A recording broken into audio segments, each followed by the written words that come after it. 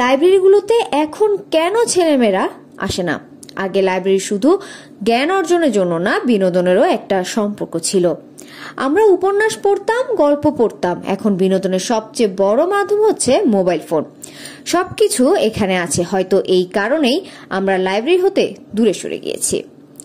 5 ফেব্রুয়ারি সোমবার বেলা 11:15টায় জাতীয় গ্রন্থাগার দিবস 2024 উদযাপন উপলক্ষে শরীয়তপুর আলোচনা সভা ও পুরস্কার বিতরণী অনুষ্ঠানে প্রধান অতিথি জেলা প্রশাসক মোহাম্মদ নিজামুদ্দিন আহমেদ একথা বলেন। অনুষ্ঠানে বিশেষ অতিথি ছিলেন police super Mahbubul Alam, professor Mohammad Harunur Rashid, জেলা আওয়ামী লীগের সাধারণ সম্পাদক অনল কুমার দে, শরীয়তপুর পৌরসভার মেয়র অ্যাডভোকেট পারভেজ রহমান জন, ডক্টর মোহাম্মদ গোলাম ফারুক। অনুষ্ঠান সভাপতিত্ব করেন ভাষা সৈনিক ডক্টর গোলাম মাওলা সরকারি গ্রন্থাগারের লাইব্রেরিয়ান জান্নাতুল ফেরদৌস। অনুষ্ঠান শেষে প্রতিযোগিতায় অংশগ্রহণকারী প্রথম, দ্বিতীয় ও তৃতীয়দের মাঝে পুরস্কার বিতরণ করা হয়েছে।